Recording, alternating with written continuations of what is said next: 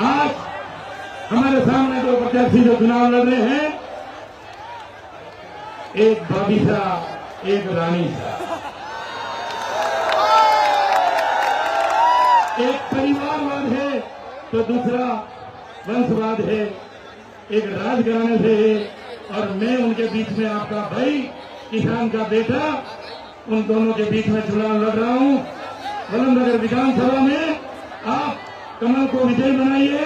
राजस्थान में निश्चित रूप से भारतीय जनता पार्टी की सरकार बन रही है। इसी के साथ बहुत बहुत धन्यवाद।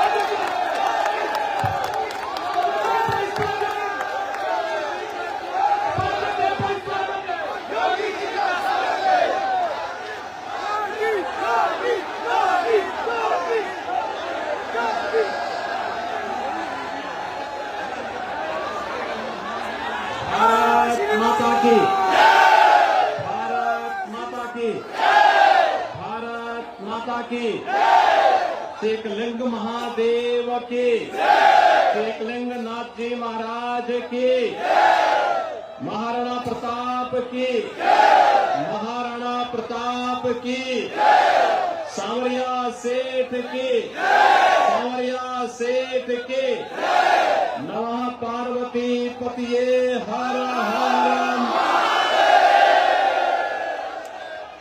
भारतीय जनता पार्टी के जिला के अध्यक्ष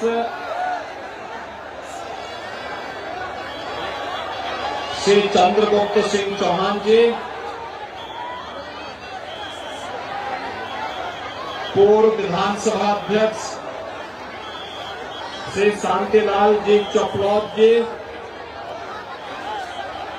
जिला प्रमुख उदयपुर श्रीमती ममता कुंवर जी, मावली विधानसभा क्षेत्र से भारतीय जनता पार्टी के प्रत्याशी श्री कृष्ण गोपाल पालीवाल जी, बल्लभगढ़ से प्रत्याशी श्री उदयलाल बागी जी, आज के इस कार्यक्रम में उपस्थित भारतीय जनता पार्टी के सभी पदाधिकारीगण, भारी संख्या में आज यहां पर उपस्थित इस क्षेत्र के सभी उपस्थित भाइयों और बहनों, देश के अंदर अपने शौर्य और पराक्रम के लिए भक्ति के माध्यम से भारत की जनता के मन में सत्य का संचार करने वाली महाराणा प्रताप की इस पावन धरा को, जिसे उनके प्रमुख योद्धा भीलू राणा जैसे वीर पराक्रमियों ने भी जिस धरा में जन्म लेकर के धन्य किया है, ऐसी धरा को कोटि कोटि नमन करते हुए मैं आप सबका हृदय से अभिनंदन करता हूं।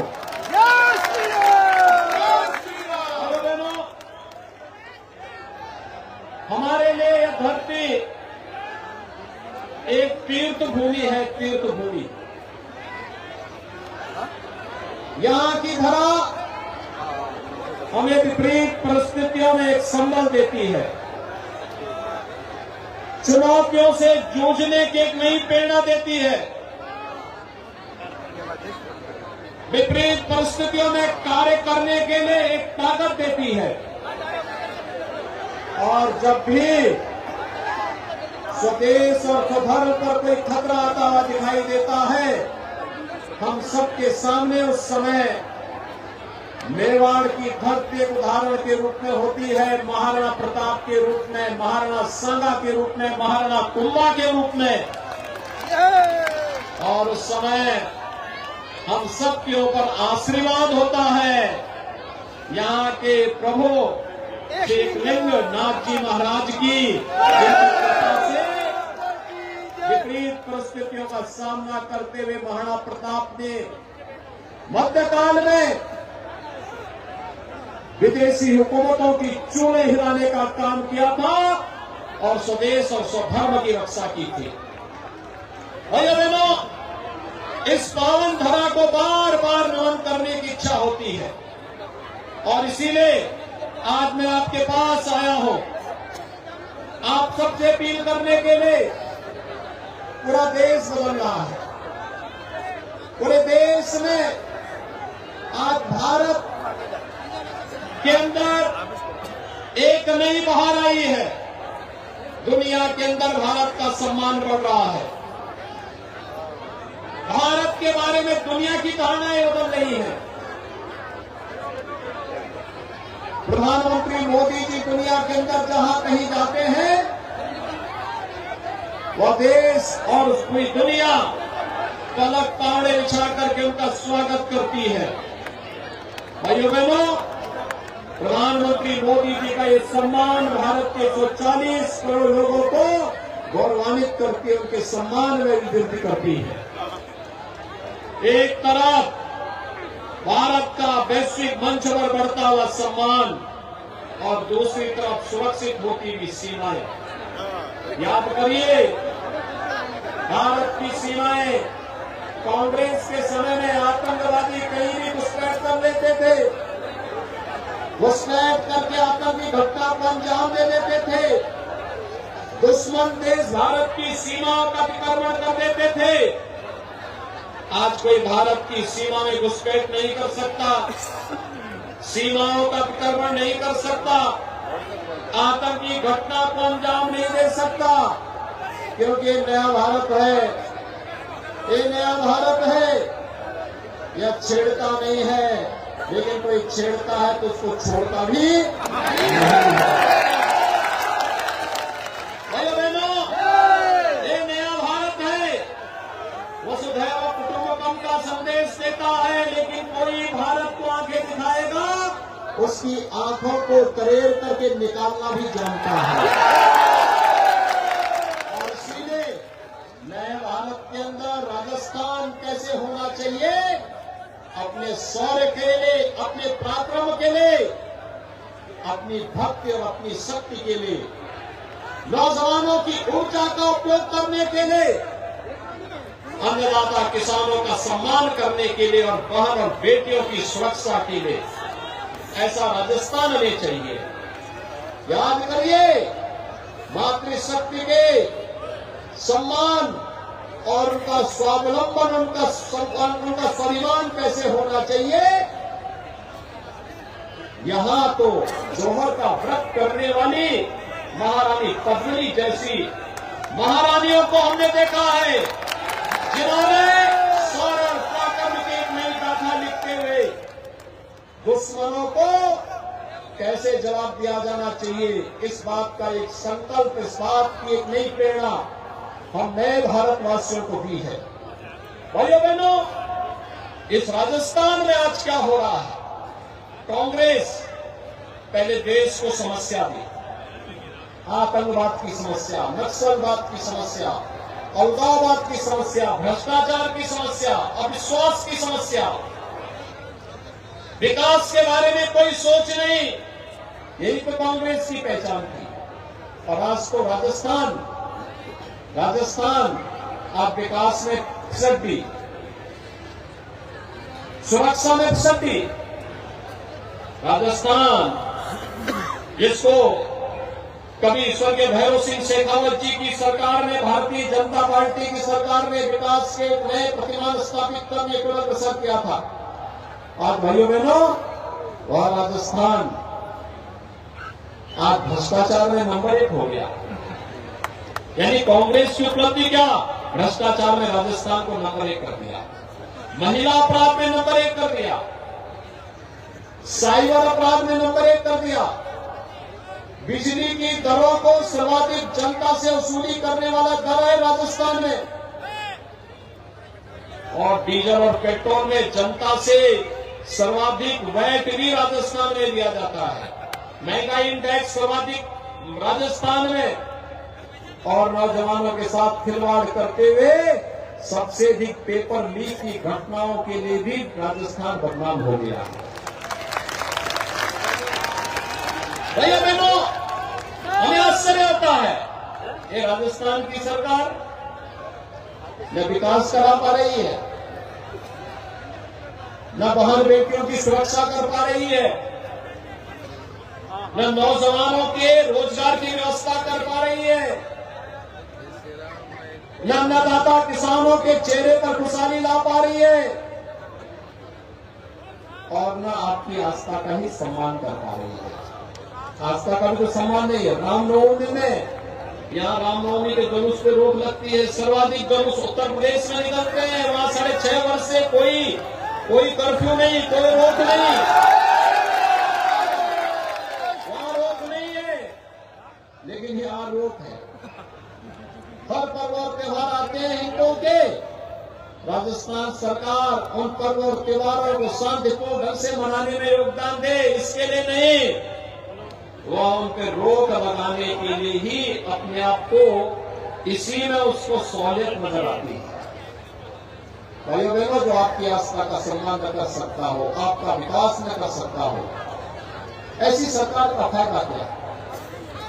और भाइयों बहनों, मोदी जी ने तो 9 साल में विकास के बड़े बड़े कार्य किए। एयरपोर्ट, हवाई चप्पल पहनने वाला भी हवाई जहाज की यात्रा कर सकता है, इतनी फ्लाइट चालू कर दी। हाईवे, अच्छे अच्छे हाईवे बन रहे हैं, पूरे देश को जोड़ने के लिए हाईवे बन रहे हैं। रेलवे,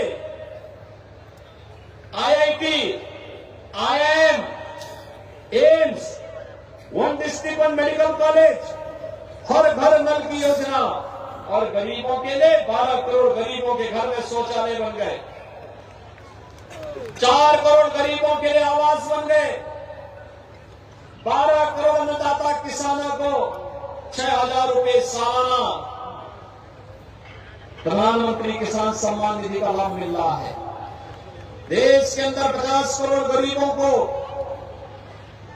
भाइयों बहनों, आयुष्मान भारत में 5 लाख रुपए सालाना स्वास्थ्य बीमा का कवर मिल रहा है।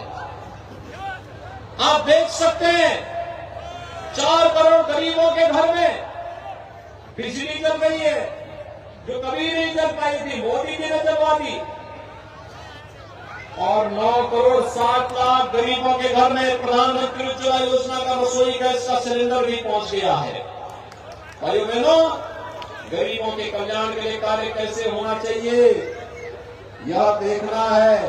मोदी जी ने 9 वर्ष के अंदर सैकड़ों ऐसी योजनाओं को चालू करके, चाहे वह कोरोना जैसी महामारी के दौरान फ्री में टेस्ट, फ्री में उपचार, फ्री में वैक्सीन और फ्री में राशन की सुविधा भी गरीबों के लिए।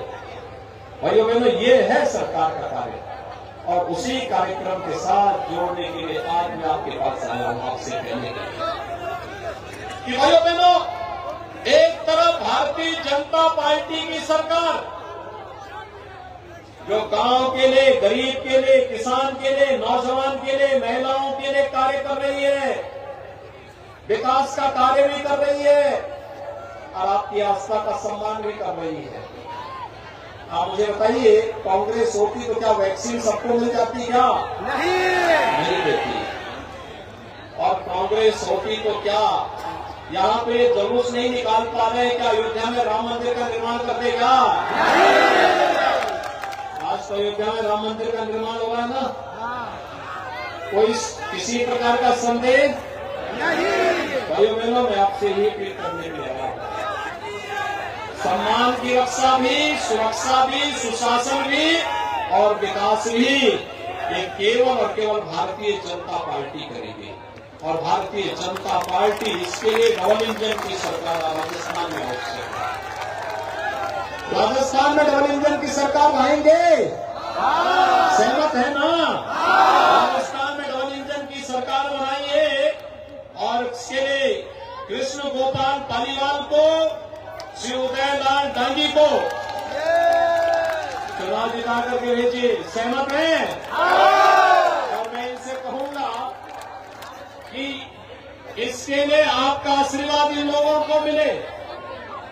तैयार आपका है, आशीर्वाद कमल चुनाव चिन्ह पर इन दोनों प्रत्याशियों को प्राप्त हो, तैयार यह है। आवश्यक है। एक और दूसरा, मैं इनसे कहूंगा, अयोध्या में 22 जनवरी 24 को प्रधानमंत्री मोदी जी राम मंदिर में भगवान राम को विराजमान करेंगे। कितने लोग हैं जो अयोध्या जाने के इच्छुक हैं? पूरा मेवाड़ ही उतरना चाहता है अयोध्या। आप सबका मेवाड़ वासियों के लिए तो अयोध्या दूसरा घर है। जय श्री राम। और भाइयों बहनों, आपका अभिनंदन करके मुझे प्रसन्नता होगी। आप अयोध्या पधारे, आपके स्वागत के लिए हम लोग तैयार रहेंगे। आप इनको आशीर्वाद दीजिए और मैं इनसे कहूंगा कि यहाँ के राम भक्तों को अयोध्या ला करके भगवान राम का आशीर्वाद दिलाएं।